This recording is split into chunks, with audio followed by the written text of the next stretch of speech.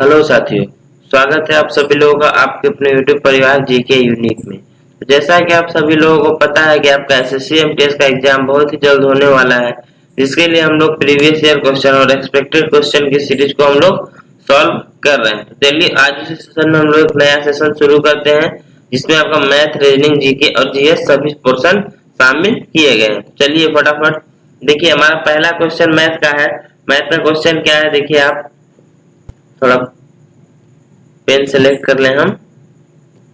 देखिए हमारा पहला क्वेश्चन क्या है कि पी क्यू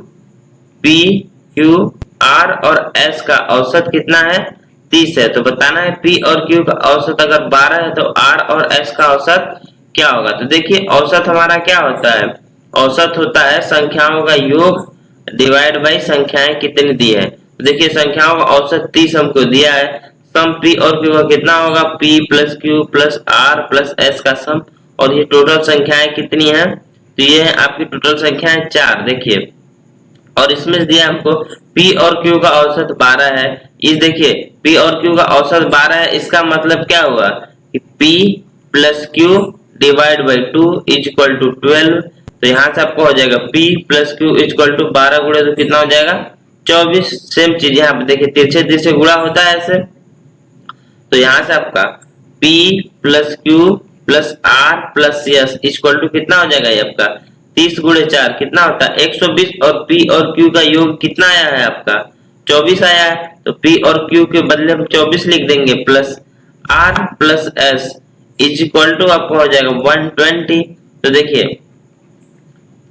आपका R plus S equal to क्या हो जाएगा आपका 120 माइनस 24। अब 120 में से 24 को आप घटाएंगे तो आपको क्या मिलेगा, देखिए आपको मिलेगा R plus S equal to हो जाएगा आपका 96। तो देखिए R और S का सम आ गया 96। आपको औसत निकालना है तो हम भी बताएं औसत बराबर क्या होता है आपका सम कितना है 96 डिवाइड बाई संख्याएं कितनी R और S 2। तो देखिए 2 से डिवाइड करेंगे तो 48 आ जाएगा, यानी हमारा ऑप्शन सी क्या हो जाएगा आपका क्वेश्चन नंबर पहले का ऑप्शन सी राइट आंसर हो जाएगा। चलिए नेक्स्ट क्वेश्चन की ओर बढ़ते हैं। नेक्स्ट क्वेश्चन हमारा क्या है कि जया ने, देखिए क्या है नेक्स्ट क्वेश्चन हमारा, जया ने 14,800 रुपए की धनराशि को 8.5% वार्षिक दर पर साधारण ब्याज पर निवेश किया। 6 माह पश्चात अर्जित ब्याज कितना होगा। तो देखिए सिंपल इंटरेस्ट का क्वेश्चन है, तो हमारा सिंपल इंटरेस्ट का फॉर्मूला क्या होता है, मूलधन गुणे दर गुणे समय डिवाइड बाई 100। देखिए यहाँ पे P आपको दिया है 14,800, P है आपका 14,800, रेट है आपका 8.5 और आपका समय कितना है 6 महीना। तो 6 महीना अगर हम लोग वर्ष में कन्वर्ट करेंगे तो ये कितना हो जाएगा हमारा 1/2, यानी आधा साल डिवाइड बाई 100। तो देखिए आप 2 जीरो से क्या कर दीजिए, 2 जीरो काट दीजिए, ठीक। और ये 2 से आप क्या कर दीजिए, इसको कट करेंगे तो 2 सत्ते 14 और 2 चौके 8, कितना हो जाएगा 74, यही होगा ना। 2 सत्ते 14 और 2 चौके 8 और साथ गुणे 8.5। अब क्या कर लीजिए, इसको मल्टीप्लाई कर लीजिए 8.5 इंटू 74। तो देखिए अब अगर यहाँ आपका देखिए सब ऑप्शन क्लोज दिया है 642 से। अब देखिए लास्ट का डिजिट, चलिए अब गुणा करते हैं 74 गुणे 8.5 है, मल्टीप्लाई करेंगे तो कितना आएगा आप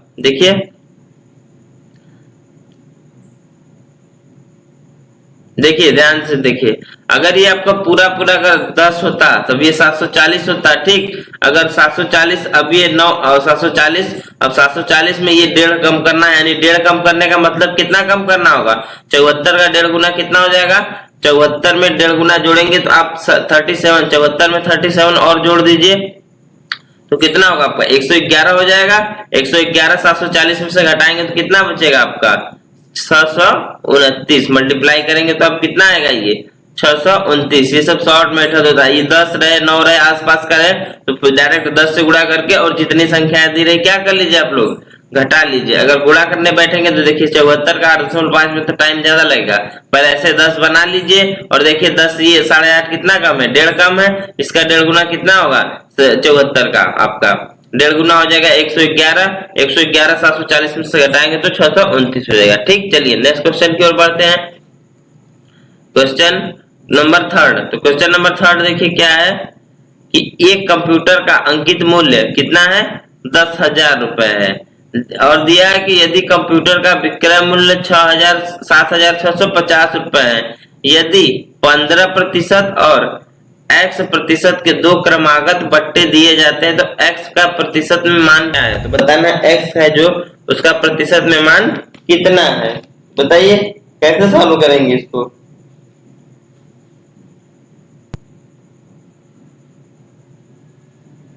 देखिए तो क्या दिया है हमारा, कोई मतलब कोई वस्तु है, कंप्यूटर है, उस पे मार्क प्राइस कितना दिया है, उस पे मार्क प्राइस है आपका 10,000, कितना है 10,000 और उसको सेल कितने में कर रहा है, सेल कर रहा है आपका 7,650 में। ठीक, तो दिया है कि उस पे दो क्रमागत छूट दिए जा रहे हैं, बट्टे का मतलब होता है छूट देना।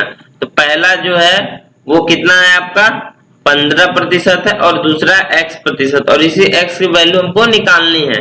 तो कैसे निकालते हैं, देखिए क्या करेंगे, सीधा एकदम 10,000 की कोई वस्तु है, पहले इस पे हम लोग कितना छूट दिए हैं, हम लोग 15% छूट दिए हैं ना, कितना छूट दिए हम लोग इस पे हम लोग कितना छूट दिए, इस पे हम लोग दिए हैं 15%। तो छूट जब भी देते हैं तो 100 में से उसको माइनस करते हैं। अगर हम लोग वही क्या करते हैं, उस पर बढ़ा के अगर दाम बताते हैं तो उस पर हम लोग प्लस करते हैं। तो देखिए यहाँ पे छूट दिया है तो सीधे क्या करेंगे 10,000 माइनस 15 डिवाइड बाई 100, ये हो गया हमारा पहला छूट। फिर उसके बाद और एक और छूट दे रहा है कोई, वो x का दे रहा है, तो उसको भी क्या कर लीजिए आप लोग माइनस कर लीजिए डिवाइड बाई 100, ये और बेच कितने में रहा है टोटल 7,650 में। इसी को क्या करना है हमें अब सॉल्व करना है। तो देखिए ये दो जीरो क्या करेंगे, चारों जीरो को कैंसिल कर देंगे। अब 100 में से 15 जाएगा तो कितना बचेगा, ये आपका 85 बचेगा, इन आपका ये कितना है 100 माइनस x, ये इज इक्वल टू आपका हो जाएगा 7,650। इसी को क्या करना है सॉल्व करना है, 100 minus x is equal to हो जाएगा आपका 7,650 डिवाइड बाई 85। सॉल्व करिए, 5 से काटेंगे तो देखिए 5 एकम 5, 2 6 5 बचे 25, 1 और 5 5 15, 5 दूना 10 डिवाइड बाई 85, नीचे काटेंगे 5 17 आएगा। अब 17 से इसको काट लीजिए, अगर आप इसको 17 से काटेंगे तो कितना बार में जाएगा, 17 से काटिए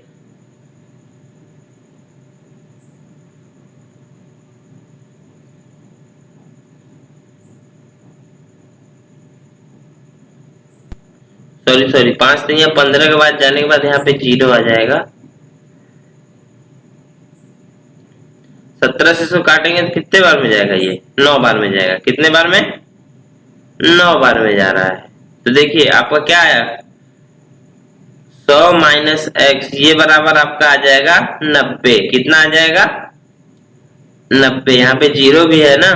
देखिए आप यहाँ से आप कर देंगे 100 माइनस एक्स बराबर 90 है, तो यानी x इक्वल टू कितना हो जाएगा 100 माइनस 90, ये इक्वल टू आ जाएगा आपका 10%, यानी जो दूसरा छूट दिया रहेगा वो कितना दिया रहेगा 10% का दिया रहेगा। ठीक, तो याद रखिएगा जब भी इस टाइप का क्वेश्चन है क्या करना है, अगर दो छूट दिए जा रहे हैं तो आप मार्क प्राइस लिख लीजिए, पहला छूट गुणे दूसरा छूट बराबर जो सेलिंग प्राइस हो, उसके बाद क्या करना है 4 जीरो से ये 2 जीरो मिलकर कट जाएंगे, 100 माइनस 15 85 होता है, 100 माइनस एक्स इक्वल टू 76 50 हो जाएगा। तो 100 माइनस एक्स बराबर 76 50 डिवाइड बाई 85, 5 काटिए ऊपर 1530 बार में, नीचे 17 बार में, फिर 17 9 153 होता है, 100 माइनस 90 तो 100 कितना हो जाएगा आपका ये x बराबर 10%। चलिए नेक्स्ट क्वेश्चन की ओर बढ़ते हैं। Question number 4। तो क्वेश्चन नंबर 4 देखिए क्या है हमारा कि ए जो कोई ए व्यक्ति है अपनी आय का 18% बचाता है यदि उसी आय में 41% की वृद्धि होती है फिर भी वह उतनी ही धनराशि बचा पाता है, तो बताइए उसके व्यय में कितने प्रतिशत की वृद्धि हुई है। देखिए जैसे कोई पर्सन कमा रहा है और वो 18% बचा रहा है, यदि उसकी आय 41% बढ़ गई, पहले 100 रुपए मान लीजिए कमा रहा था, उसमें कितना बचा रहा था, वो 18 रुपए कम बचा रहा था, लेकिन कह रहा है कि यदि उसकी आय में जो 100 में 41% बढ़ रही, यानी 100 से कितनी हो गई 141, फिर भी वो 18 रुपए ही बचा रहा है, तो बताइए उसके व्यय में कितने प्रतिशत की वृद्धि हुई है, आपको ये बताना है। तो देखिए इसको कैसे सॉल्व करेंगे हम लोग।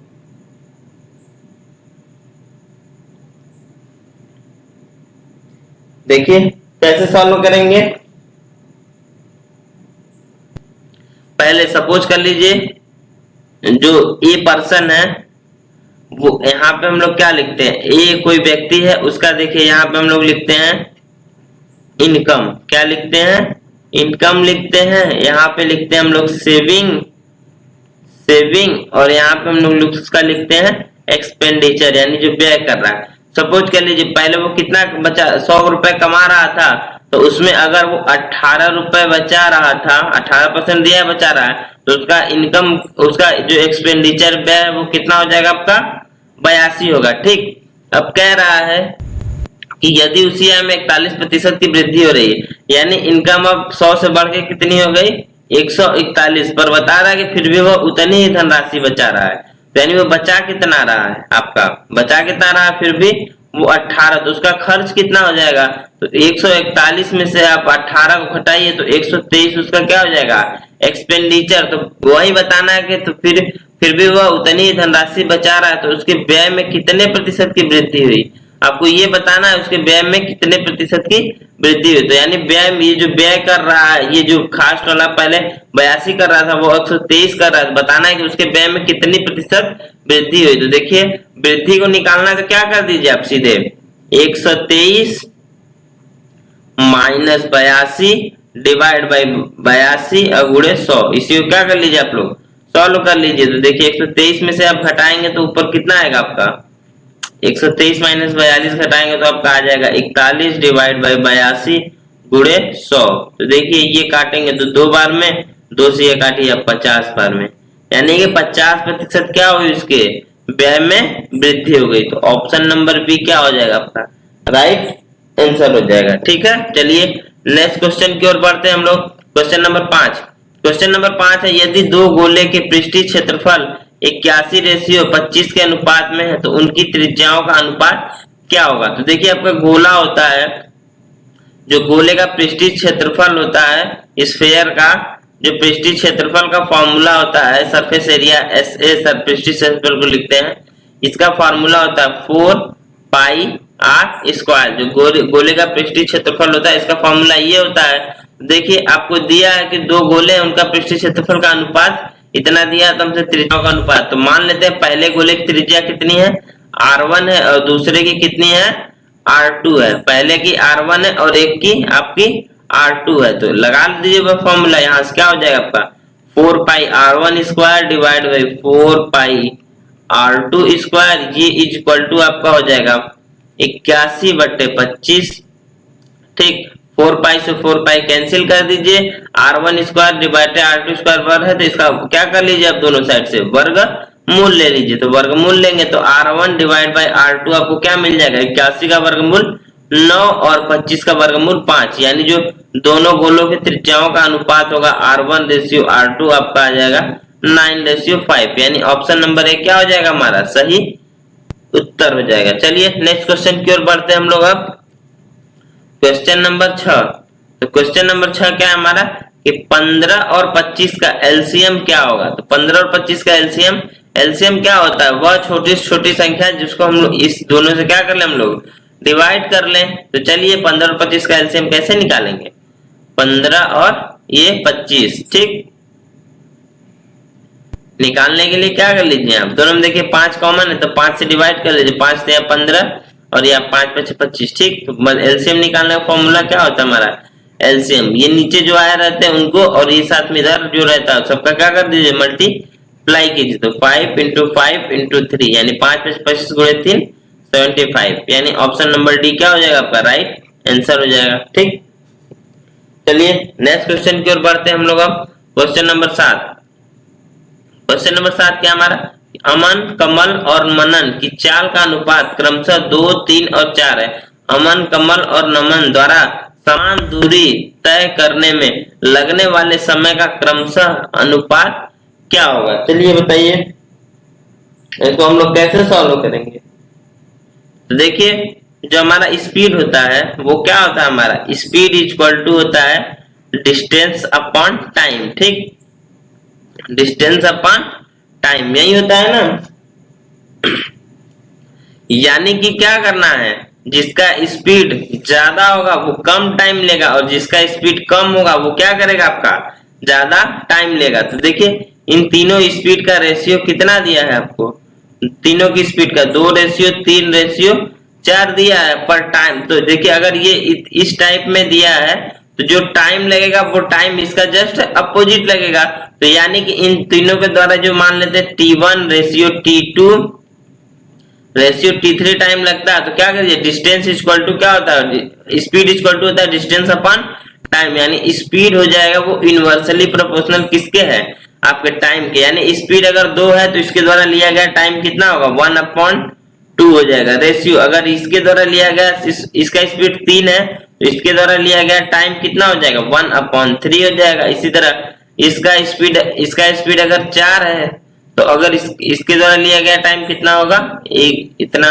ठीक, अब इस टाइप का रेशियो जब भी आ जाए और इसको नॉर्मल में करना हो तो क्या कर दीजिए, किसी एक ऐसी संख्या से क्या कर लीजिए, सब में गुणा कर लीजिए जो इन तीनों से कटता हो। तो ऐसी संख्या कौन सी मिलेगी, इन तीनों का एलसीएम। तो 2, 3 और 4 का एलसीएम कितना होता है आपका, 2, 3 और 4 का एलसीएम आप निकालेंगे तो देखिए 2 और 3 का 2 4 से कट जाएगा, तो यानी 2 और 4 का एलसीएम 4 हो गया और 4 और 3 का एलसीएम कितना हो जाएगा, 12। यानी कि 12 जो होगा ऐसी संख्या होगी जो इन तीनों से कट जाएगी। तो इस पूरे रेशियो में आप क्या कर दीजिए, 12 से गुणा कर दीजिए। तो 12 से जैसे ही गुणा आप करेंगे तीनों रेशियो में, तो 12 गुणे 1/2 रेशियो, 12 गुणे 1/3 रेशियो, 12 गुणे 1/4। ठीक, सॉल्व कर लीजिए, 2 से काटेंगे 6 बार में कटेगा रेशियो, इसको काटेंगे आप 4 बार में कटेगा और इसको काटेंगे आप 3 बार में। तो जो आपका टाइम का जो अनुपात आएगा वो 6, 4 और 3 के रेशियो में आएगा। ठीक, तो देखिए वही चीज हम के देखिए जो स्पीड होता है वो टाइम का इनवर्सली प्रोपोर्शनल होता है। तो अगर टाइम 2 लग रहा है, अगर स्पीड 2 है तो टाइम 1/2 लगेगा। ठीक, इसी तरह हम लोग क्या कर लिए, सॉल्व कर लिए। अब ये रेशियो आपका रेशियो आया, नॉर्मल रेशियो है नहीं, ये फ्रैक्शन में है, तो इसको नॉर्मल में करने के लिए क्या करते हैं हम लोग, जो ये नीचे संख्याएं दी रहते हैं इन तीनों का कोई एक ऐसा नंबर लीजिए जो इन तीनों से कटे। तो नंबर लेने का सबसे आसान तरीका है, इनका एलसीएम ले लीजिए और क्या कर लीजिए, गुणा कर दीजिए, आपका उत्तर आ जाएगा। चलिए नेक्स्ट क्वेश्चन की ओर बढ़ते हैं, क्वेश्चन नंबर 8।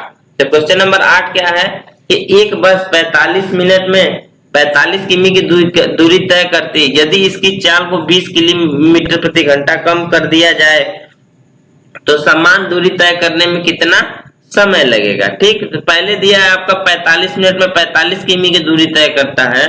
तो देखिए इसका स्पीड कितना हो जाएगा, आपका स्पीड बराबर क्या होता है, डिस्टेंस अपॉन टाइम। डिस्टेंस कितना है आपका, ये 45 दिया है, टाइम कितना है 45 पर मिनट में है, तो इसको क्या कर लीजिए आप, समय 60 से भाग कर देंगे। 60 से भाग करेंगे तो नीचे 60 लिखना होता है, तो हम इसको नीचे न लिख के हम क्या कर दीजिए, ऊपर लिख दिए। ठीक, 45 से 45 कट जाएगा, आपका एस बराबर कितना आ जाएगा, 60 किलोमीटर पर आवर। ठीक, कह रहा है कि यदि इसकी चाल को 20 किलोमीटर प्रति घंटा कम कर दिया जाए तो कितना समय लगा, यानी 60 से हम लोग अब स्पीड कितना कर दे रहे हैं, 40 किलोमीटर प्रति घंटा, और स्पीड दूरी वही है, तो टाइम आपका बराबर हो जाएगा कितना, 45/40, इतना ये घंटा में आएगा, मिनट में सब ऑप्शन है।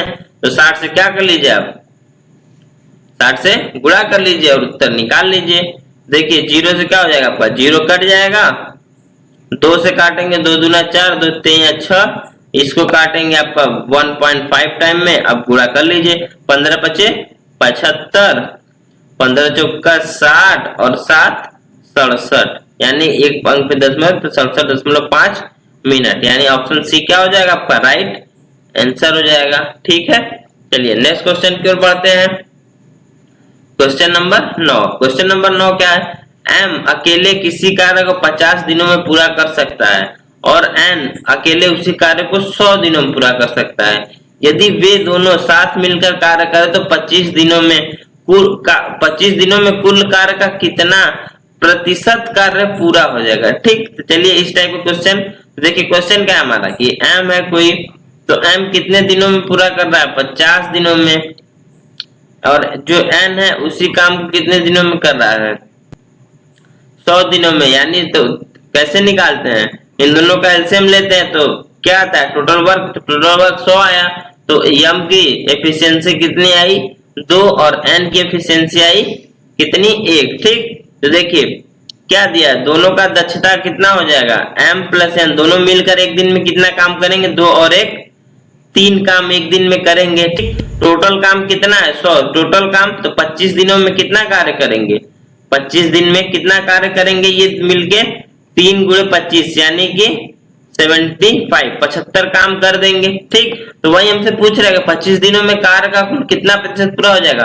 देखिए टोटल वर्क 100 है, तो ये दोनों मिलकर 25 दिनों में कितना काम कर ले रहे हैं? 75। तो यानी कितना प्रतिशत कार्य पूरा हो गया? 75%। ऑप्शन सी क्या हो जाएगा आपका? राइट आंसर हो जाएगा। चलिए नेक्स्ट क्वेश्चन की ओर बढ़ते हैं। Question number 10। क्वेश्चन नंबर 10 क्या है आपका? देखिए आपका सिंप्लीफिकेशन का क्वेश्चन है। 28 गुणे 25 डिवाइड बाई 7 गुणे 15 प्लस 63 गुणे 56 divide by 72 into 5 plus 24 into 7 plus 8 का मान क्या होगा? तो इसमें कौन सा हम लोग लगाते हैं? बॉडमॉस रूल लगाएंगे। कौन सा? बॉडमॉस, यानी bracket of divide multiplication addition subtraction. ठीक, करते हैं सॉल्व। कैसे सॉल्व होगा? तो देखिए क्या दिया है क्वेश्चन हमारा, 28 गुणे 25 डिवाइड बाई 7 गुणे 15 प्लस 63 गुणे 56 डिवाइड बाई 72 गुणे 5 प्लस 24 गुणे 7 प्लस 8। तो देखिए ब्रैकेट नहीं है ना, ऑफ है, डिवाइड है सब। तो सबसे पहले किसको सॉल्व करेंगे हम लोग? तो सबसे पहले हम लोग सॉल्व किसको करेंगे?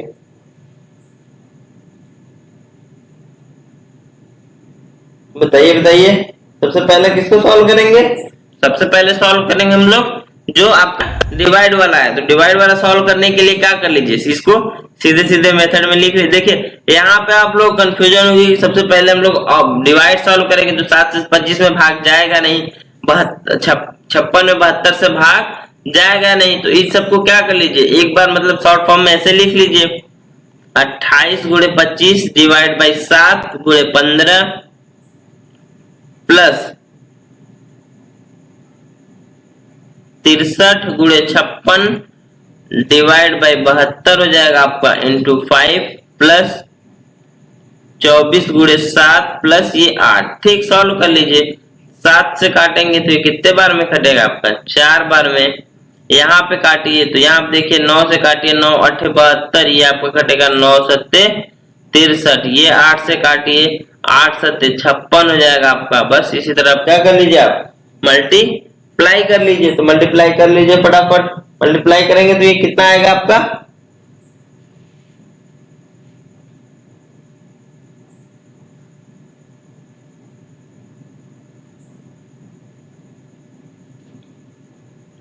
देखिए यहाँ पे 25 है, कितना है आपका? 25 गुणे 4 गुणे 15, 25 से 100 गुणे 15 करेंगे तो ये कितना हो जाएगा आपका?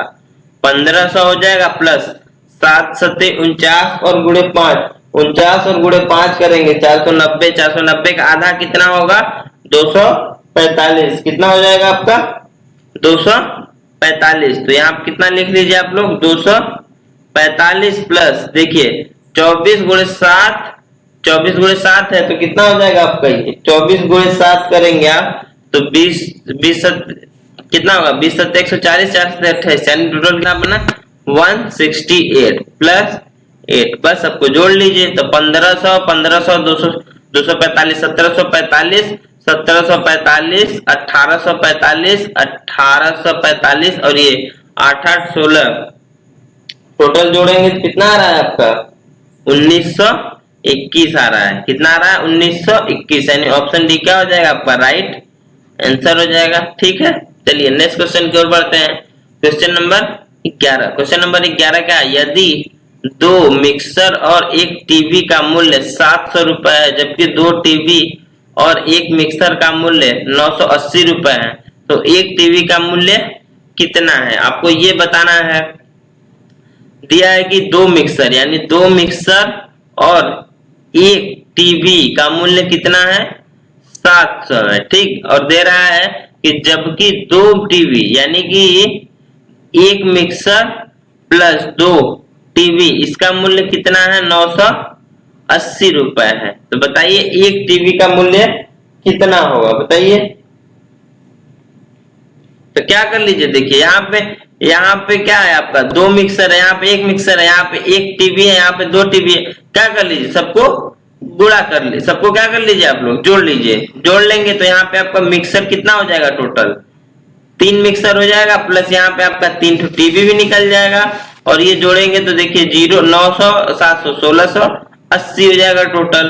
1680 आया, तब यहाँ से आप एक मिक्सर और एक टीवी का मूल्य निकालेंगे। तो क्या कर लीजिए, 3 दोनों में से कॉमन ले लीजिए। ये 3 कॉमन लिए है तो इधर भेज देंगे, तो आपका इधर किस में आ जाएगा, डिवाइड में हो जाएगा। 1680 डिवाइड बाई 3 काट दीजिए, तो 3 से काटेंगे 3 5 15 1 8 3 6 18, यानी एक मिक्सर और एक टीवी का मूल्य क्या है आपका 560 रुपए। बस अब किसी एक में रख लीजिए, आपको किसका मूल्य निकालना है, किसी एक टीवी का मूल्य निकालना है। एक टीवी का मूल्य देखिए यहाँ पे एक मिक्सर दो टीवी है, तो इसी में से आप क्या कर लीजिए, एक मिक्सर और एक टीवी का मूल्य घटा दीजिए, तो आप एक टीवी का मूल्य आ जाएगा तो 980 माइनस 560 कर लीजिए, तो आपका एक टीवी का मूल्य आ जाएगा 2 4, यानी टीवी का मूल्य कितना है 420 रुपए। हम लोग क्या किए, सबसे पहले दिया दो मिक्सर एक टीवी, एक मिक्सर दो टीवी, क्या करिए हम लोग जोड़ दिए, तो 3 मिक्सर और 3 टीवी का मूल्य आया। 3 मिक्सर 3 टीवी का मूल्य 1680 है, तो एक मिक्सर और एक टीवी का मूल्य निकाले 560 आया।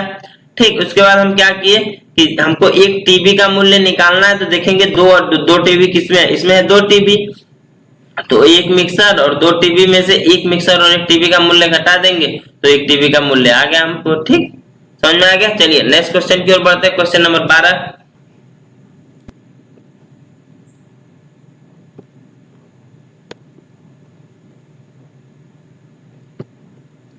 देखिए कैसे सॉल्व करेंगे सब क्वेश्चन को। दिया है 7x plus Y ratio 7x minus Y बराबर 7/3, तो x रेशियो y का मान कितना होगा। तो कैसे सॉल्व करेंगे, सीधे लिख लीजिए 7x plus Y divide by 7x minus Y is equal to 7 divide by 3। Multiply 3 से करेंगे तो यहाँ पे हो जाएगा आपका 21x plus 3y is equal to इधर हो जाएगा आपका 49x माइनस 7y। क्या कर दीजिए आप x वाले को इधर भेज दीजिए, y वाले को इधर, तो 7 और 3 ये मिलके कितना हो जाएगा आपका 10y, ये इधर हो जाएगा 49 माइनस 21 करेंगे तो ये आपका बचेगा 28x। हमको x रेशियो y निकालना है, तो 10/28 ये बराबर हो जाएगा x अपॉन y। 2 से काटेंगे, ये 5 बार में और ये कितना बार में कटेगा 14 बार में, यानी x रेशियो y की वैल्यू कितनी आ गई 5/14, यानी ऑप्शन नंबर सी क्या हो जाएगा आपका राइट आंसर हो जाएगा। ठीक है, तो याद रखिएगा। चलिए नेक्स्ट क्वेश्चन की ओर बढ़ते हैं। Question number 13। क्वेश्चन नंबर 13 क्या है कि दो अभाज्य संख्याओं x और y का महत्तम समापवर्तक क्या होगा। तो याद रखिए कभी भी दो अभाज्य संख्याएं होती हैं तो उनका HCF हमेशा कितना होता है 1 होता है, क्योंकि एक ही होता है जो उन दोनों में कॉमन मिलता है। ठीक, चलिए नेक्स्ट क्वेश्चन की ओर बढ़ते हैं। Question number 14। क्वेश्चन नंबर 14 क्या है, 16,000 रुपए की धनराशि पर 2 वर्ष के लिए चक्रवृद्धि ब्याज और साधारण ब्याज के बीच का अंतर 160 रुपए, वार्षिक ब्याज दर बताना है। तो कैसे सॉल्व करेंगे,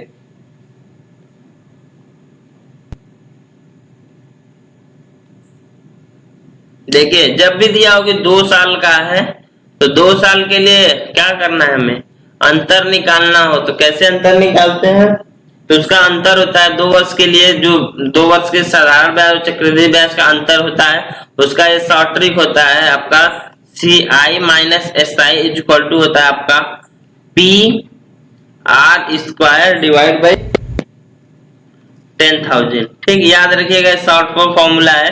अगर 2 साल का चक्रवृद्धि ब्याज और साधारण ब्याज के बीच का अंतर दे तो इस तरह निकालेंगे, सी आई माइनस एस आई बराबर P R square divide by 10,000। ठीक, पी क्या है, मूलधन है, आर आपका ब्याज की दर है। ठीक है, समय आपको स्क्वायर, यहाँ पे जो स्क्वायर लगा ये 2 साल के लिए, ये फॉर्मूला केवल 2 साल के लिए एप्लीकेबल है। ठीक है, तो क्या कर लीजिए, निकाल लीजिए। आपको क्या पूछ रहा है, वार्षिक ब्याज की दर, अंतर दिया है, अंतर कितना है आपका 160, ये बराबर हो जाएगा, मूलधन दे ही दिया है, मूलधन कितना दिया है आपका 16,000 गुणे रेट हमसे पूछ रहा है तो रेट का स्क्वायर डिवाइड बाई 10,000। ठीक, तो क्या कर लीजिए, 3 जीरो से ये 3 जीरो कैंसिल हो जाएंगे, 16 से इसको काटेंगे तो ये 10 बार में, यानी कि यहाँ से आपका आर स्क्वायर इक्वल टू कितना हो जाएगा, ये 10 और 10 मिलके कितना बनेंगे 100, तो आर स्क्वायर की वैल्यू 100 है तो आर की वैल्यू कितनी आ जाएगी 10, यानी ऑप्शन नंबर सी क्या हो जाएगा आपका राइट आंसर हो जाएगा। ये फॉर्मूला आप लोग याद रखिएगा, ये बड़ी काम आता है। इस टाइप का क्वेश्चन बहुत ही आते हैं कि 2 साल का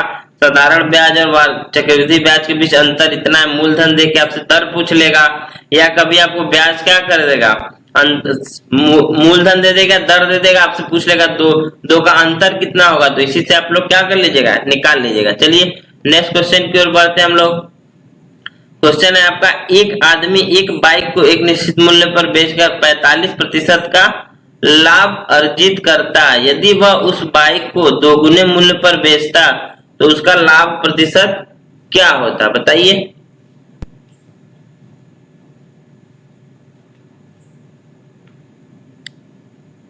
तो क्या दे रहा है क्वेश्चन, कोई व्यक्ति है, तो मान लेते हैं व्यक्ति ने बाइक 100 रुपए का खरीदा, पहले केस में क्या है 100 रुपए का खरीद रहा है और 45% लाभ अर्जित कर रहा है, यानी बेच कितने में रहा 145 रुपए में। ठीक, अब कह रहा है यदि वह उस बाइक को 2 गुने मूल्य पर बेचता, यानी पहले अगर 145 में बेच रहा था, अगर वह अब कितने में बेचे, इसके 2 गुने में, यानी कि अब इसका 2 गुना कितना हो जाएगा 290। अगर वो क्या करता 290 रुपए में बेचता तो बताना उसका लाभ प्रतिशत क्या होगा। देखिए, तो कॉस्ट प्राइस उसका 100 रुपए है, बेच कितने में रहा 290 में, तो लाभ कितना हो जाएगा उसका लाभ जो प्रॉफिट होगा वो कितना हो जाएगा आपका 290 माइनस 100, और लाभ प्रतिशत निकालने हैं तो क्रय मूल्य से क्या कर लीजिए, भाग कर लीजिए। तो 290 माइनस 100 करेंगे तो आपको कितना आएगा 190 बट्टे 100, और साथ में 100 से गुणा भी क्या प्रतिशत निकालना है तो 100 से क्या करना होगा, मल्टीप्लाई भी करना होगा, तो ये प्रतिशत में आ जाएगा। तो 100 से 100 क्या कर लीजिए आप काट लीजिए, यानी टोटल उसको प्रॉफिट कितना हो गया 190% का, यानी ऑप्शन नंबर 1 क्या हो जाएगा आपका राइट आंसर हो जाएगा। चलिए नेक्स्ट क्वेश्चन की ओर बढ़ते हैं। देखिए आपका ये प्रीवियस ईयर में पूछा हुआ क्वेश्चन है, रीजनिंग का यहाँ शुरू होता है क्वेश्चन, तो कैसे सॉल्व करेंगे क्वेश्चन, चलिए फटाफट करिए। दिया है आपका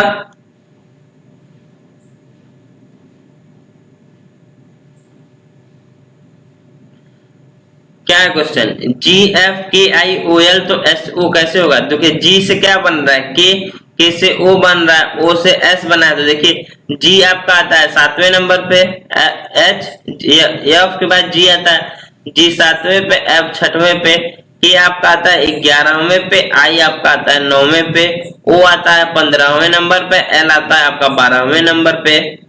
ठीक है, S आपका आता है 19वें नंबर पे, O आता है आपका 15वें नंबर पे। ठीक, तो देखिए 7 4 11 4 15 4 19 4 23, 23वें नंबर पे कौन सा आता है, 23वें नंबर पे कौन सा आता है W आता है, क्या आता है W। तो देखिए ये वाला ऑप्शन गलत हो गया, ये वाला ऑप्शन गलत हो गया। देखिए 6 3 9 3 12 3 15 3 18, 18 नंबर पे कौन सा आता है R आता है, तो W और R है, यानी ऑप्शन नंबर बी क्या हो जाएगा इसका राइट आंसर हो जाएगा। क्या किया, पहले 4 का एडिशन किया, दूसरे वाले में 3 3 का एडिशन किया। चलिए नेक्स्ट क्वेश्चन की ओर बढ़ते हैं, क्वेश्चन नंबर 17। तो क्वेश्चन नंबर 17 है BDGLS, इसके बाद क्या आएगा, देखिए आपके रीजनिंग का क्वेश्चन MTS में ये सब आया, पिछले साल का पूछा हुआ क्वेश्चन है और आसान ही रहता है। ठीक, तो देखिए B है 2 पे, D आपका 4 पे, G आपका किस पे आता है 7 पे आता है, L आपका आता है किस पे, L आपका 12वें नंबर पे आता है ना, JKL 12वें, S आपका आता है 19वें नंबर पे, तो बताना इसके बाद क्या आएगा। तो देखिए क्या किया यहाँ पे प्लस, दोगुना तो किया नहीं है, 2 दूने 4, 4 दूना 8, दोगुने वाला तो लगेगा नहीं। देखते हैं, तो पहले क्या किया है +2, फिर यहाँ पे कितना है +3, यहाँ पे कितना है +5, यहाँ पे कितना है +7, तो यहाँ पे क्या करना होगा हमें +9 करना होगा। तो 19 और 9 कितना हो जाएगा 28। अब 28, अब देखिए लेटर तो 26 ही होते हैं, तो 28 है, यानी फिर से रिपीट होगा, तो ए और बी 28 आया ना, सॉरी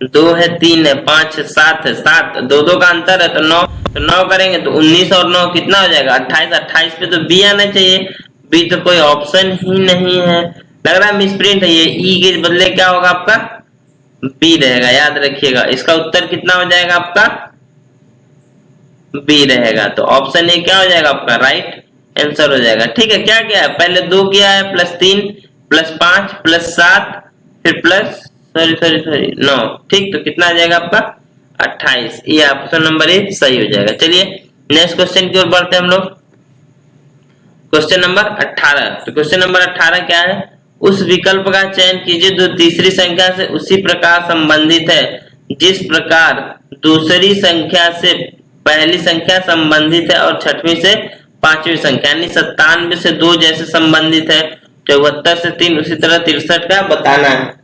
तो कैसे बताएंगे हम लोग, कैसे बताएंगे,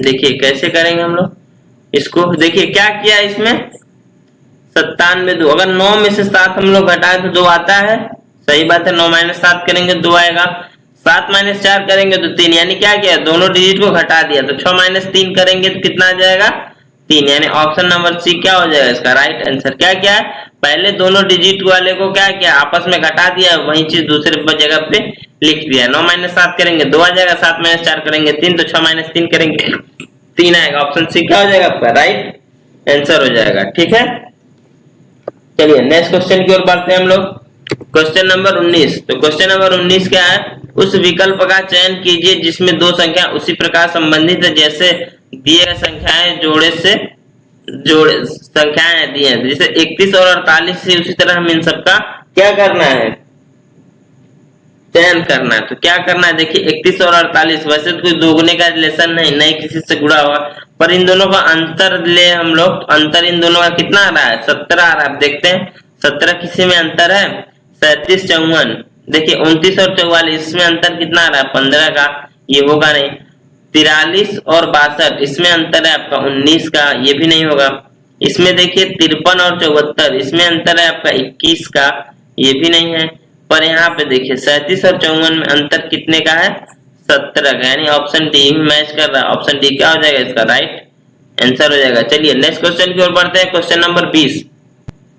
क्वेश्चन नंबर 20 क्या है आपका, किताब लेखक फिल्म निर्देशक तो कविता, बताइए कविता को क्या कहेंगे हम लोग, तो सीधे क्या होता है किताब का काम क्या होता है किताब के लेखक होते हैं, फिल्म के निर्देशक या डायरेक्टर होते हैं, कविता कौन होते हैं उसी तरह कविता कौन से हो जाएंगे आपके कवि। ठीक, ऑप्शन नंबर 1 क्या हो जाएगा राइट आंसर। चलिए नेक्स्ट क्वेश्चन की ओर बढ़ते हैं, क्वेश्चन नंबर 21 का असंगत का चयन करना, इसमें बताना कौन असंगत है, डियर शिप काउ डोंकी, बताइए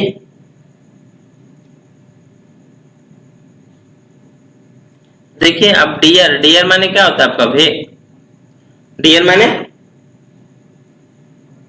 हिरन होता है ना, डियर हिरन, शिप माने भेड़, काउ माने गाय, डोंकी माने गधा। देखिए जो आपका भेड़ होता है या गाय होती है या डोंकी गधे, इन तीनों क्या करते हैं पाला जाता है, पर हिरन को नहीं पाला जाता है, तो इन सब में आपका डिफरेंस क्या हो जाएगा डियर ही क्या हो जाएगा डिफरेंस हो जाएगा। ठीक है, चलिए नेक्स्ट क्वेश्चन की ओर बढ़ते हैं, क्वेश्चन नंबर 22 है, एक निश्चित कूट भाषा में रोमन को YVTSU लिखा जाता है, तो थिंग को कैसे लिखेंगे, तो देखिए रोमन को कैसे लिखा है ROMAN, रोमन को कैसे लिख रहा है YVTHU, तो उसी तरह पूछ रहा है हमसे THING, थिंग को हम लोग कैसे लिखेंगे बताइए। तो देखिए ये आपका आर किस पे आता है, 18 पे, 15 पे, 13 पे, 1 पे, और ये आपका 14 पे आता है, ठीक। और वाई आपका आता है 25 पे, भी आता है आपका 22 पे, ये 20 पे, ये 8 पे, और ये आपका 21 पे। तो देखिए 18 से क्या किया है 25, यानी कितना जोड़ा है +7, 14 से 21 क्या है +7, 1 से 8 गया, इसमें भी आपका +7 है, यानी क्या गया 13 से 20 +7, ओ से भी 15 +7 22, क्या गया +7 कर दिया। तो आप भी क्या कर लीजिए +7। तो टी आता है आपका 20 पे, एच आता है आपका 8 पे, आई आता है 9 पे, एन आता है 14 पे, जी आता है आपका 7 पे। तो 20 और 7 27, 27 करेंगे तो आपका ए आ जाएगा, ए 8 और 7 15, 15 पे आता है ओ, तो ए और ओ हो गया। आई आता है आपका 9 7 16, तो ए ओ पी, ए ओ पी है कोई ऑप्शन में, हाँ ऑप्शन नंबर डी मैच कर गया, बस यही आपका उत्तर से आगे मिलाने की जरूरत भी नहीं है। चलिए नेक्स्ट क्वेश्चन की ओर बढ़ते हैं हम लोग। Question number 23। क्वेश्चन नंबर 23 क्या है, बैक टू वेदास, वेदों के लौटो किस सुधार का आंदोलन था, बताइए ये किस सुधार का आंदोलन था। तो ये आपका था, किसका था, दयानंद सरस्वती। दयानंद सरस्वती का कौन सा था, वेदों को लौटो नारा किसने दिया, दयानंद सरस्वती ने दिया। और बताइए दयानंद सरस्वती किससे संबंधित थे, वो संबंधित थे आपके आर्य समाज पे। तो ऑप्शन डी क्या हो जाएगा इसका राइट आंसर हो जाएगा। चलिए नेक्स्ट क्वेश्चन की ओर बढ़ते हैं। Question number 24। क्वेश्चन नंबर 24 क्या है, 1931 में भारतीय राष्ट्रीय कांग्रेस द्वारा कौन सा ध्वज अपनाया गया था, बताइए 1931 में भारतीय राष्ट्रीय कांग्रेस द्वारा कौन सा ध्वज अपनाया गया था। तो ऑप्शन है कपड़े द्वारा निर्मित चरखे वाला 2 रंग का ध्वज, खादी द्वारा निर्मित चरखा चिन्ह वाला तिरंगा ध्वज, चरखा चिन्ह वाला 1 रंग का ध्वज, या कपड़े से निर्मित नीले रंग का ध्वज।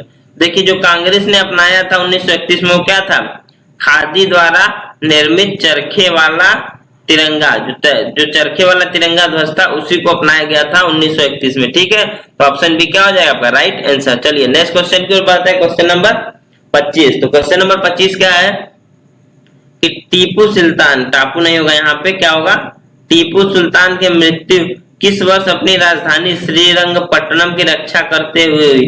अंग्रेजों से युद्ध करते हुए टीपू सुल्तान की मृत्यु हुई थी, कब हुई थी वही पूछ रहा है, श्रीरंगपट्टनम में। तो ये कब हुआ था 1799 में। ऑप्शन नंबर 1 क्या हो जाएगा आपका राइट आंसर हो जाएगा, ठीक है। 25 का ऑप्शन नंबर 1 राइट आंसर हो जाएगा। चलिए नेक्स्ट क्वेश्चन की ओर बढ़ते हैं। क्वेश्चन नंबर 26 क्या है कि स्वतंत्र, क्या है क्वेश्चन, स्वतंत्र बंगाल राज्य की स्थापना किसने की, बताइए 26वें का उत्तर क्या होगा। तो जो स्वतंत्र बंगाल राज्य की स्थापना थी वो किसने किया था, मुर्शिद कुली खान ने किया था। ऑप्शन बी क्या हो जाएगा आपका राइट आंसर हो जाएगा। चलिए नेक्स्ट क्वेश्चन की ओर बढ़ते हैं। क्वेश्चन नंबर 27 की ओर। क्वेश्चन नंबर 27 है आपका, निम्नलिखित में से किसने जयपुर में हवा महल का निर्माण करवाया है, बताइए हवा महल का निर्माण किसने करवाया है। तो वो करवाया है आपके किसने, महाराजा सवाई प्रताप सिंह ने। किसने कराया है, महाराजा सवाई प्रताप सिंह ने। तो ऑप्शन सी क्या हो जाएगा 27 का राइट आंसर हो जाएगा। चलिए नेक्स्ट क्वेश्चन की ओर बढ़ते हैं। Question number 28। क्वेश्चन नंबर 28 है, निम्नलिखित में से किस शब्द का अर्थ फलों का उगाना है, बताइए निम्नलिखित में किस शब्द का अर्थ फलों का उगाना है। तो क्वेश्चन नंबर 28, तो पॉमी कल्चर, जो फलों का उगाना होता है वो किसमें आता है आपका, पॉमी कल्चर में आता है। तो 28 का 3 क्या हो जाएगा, सी सही उत्तर हो जाएगा, ठीक है। चलिए नेक्स्ट क्वेश्चन की ओर बढ़ते हैं। क्वेश्चन नंबर 29 क्या है, भारत में कृषि जनगणना की अंतराल पर की जाती है, बताइए भारत में जो कृषि जनगणना वो कितने वर्ष के अंतराल पर कराई जाती है। तो वो आपकी कराई जाती है 5 साल के अंतराल पे। कब कराई जाती है, 5 वर्ष के अंतराल। तो ऑप्शन बी क्या हो जाएगा आपका राइट आंसर हो जाएगा। चलिए नेक्स्ट क्वेश्चन की ओर बढ़ते हैं।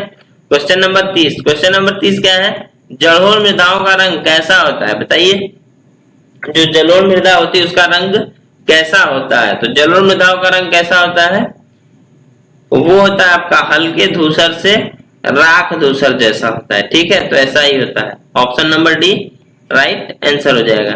चलिए नेक्स्ट क्वेश्चन की ओर बढ़ते हैं। Question number 31। क्वेश्चन नंबर 31 क्या है कि पश्चिम बंगाल के मैंग्रोव वनों को क्या कहा जाता है। तो पश्चिम बंगाल में क्या है, सुंदरवन है, उन्हीं मैंग्रोव वन है। सुंदरवन में कौन से वन है, मैंग्रोव वन। तो ऑप्शन नंबर 1 क्या हो जाएगा राइट आंसर हो जाएगा। चलिए नेक्स्ट क्वेश्चन की ओर बढ़ते हैं। Question number 32। क्वेश्चन नंबर 32 क्या है हमारा कि निम्नलिखित में से किस पवन का संबंध अत्यधिक ठंड और शुष्कता से है। बताइए इसमें से कौन सी पवन है जिसका संबंध अत्यधिक ठंड और शुष्कता से है। बताइए 32वें का क्या उत्तर होगा। तो देखिए जो ध्रुवीय पूर्वी पवनें होती हैं, ये जो ध्रुव से चलकर आती हैं, वो क्या होती है, बहुत ही ठंडी होती है और शुष्क होती है। तो ऑप्शन डी क्या हो जाएगा इसका राइट आंसर हो जाएगा। चलिए नेक्स्ट क्वेश्चन की ओर बढ़ते हैं। Question number 33। क्वेश्चन नंबर 33 क्या है, भारत में दूसरा सबसे महत्वपूर्ण धातु कर्म उद्योग कौन सा है। बताना है भारत में दूसरा सबसे महत्वपूर्ण धातु कर्म उद्योग क्या है। बताइए पहला तो लोहा है, सबको पता होगा। दूसरा कौन सा है भारत में, दूसरा है हमारा एल्युमिनियम। कौन सा है, एल्यूमिनियम। तो ऑप्शन सी क्या हो जाएगा आपका राइट आंसर हो जाएगा। याद रखिएगा पहला लोहा है, दूसरा एल्यूमिनियम है। चलिए नेक्स्ट क्वेश्चन की ओर बढ़ते हैं। Question number 34। क्वेश्चन नंबर 34 का है, जिम कार्बेट राष्ट्रीय उद्यान भारत के किस राज्य में स्थित है। तो ये कहाँ पे स्थित है, जिम कार्बेट कहाँ स्थित है, ये आपका उत्तराखंड में। कहाँ पे स्थित है, उत्तराखंड में। ठीक है चलिए नेक्स्ट क्वेश्चन की ओर बढ़ते हैं। Question number 35। तो क्वेश्चन नंबर 35 क्या है कि भारत का कौन सा संघ राज्य क्षेत्र बंगाल की खाड़ी में स्थित है। बताइए भारत का कौन सा यूनियन टेरिटरी है जो कि बंगाल की खाड़ी में स्थित है। तो ये आपका कौन सा है, अंडमान और निकोबार द्वीप समूह। 35 का डी क्या हो जाएगा आपका राइट आंसर हो जाएगा। चलिए नेक्स्ट क्वेश्चन की ओर बढ़ते हैं हम लोग। Question number 36। क्वेश्चन नंबर 36 क्या हमारा,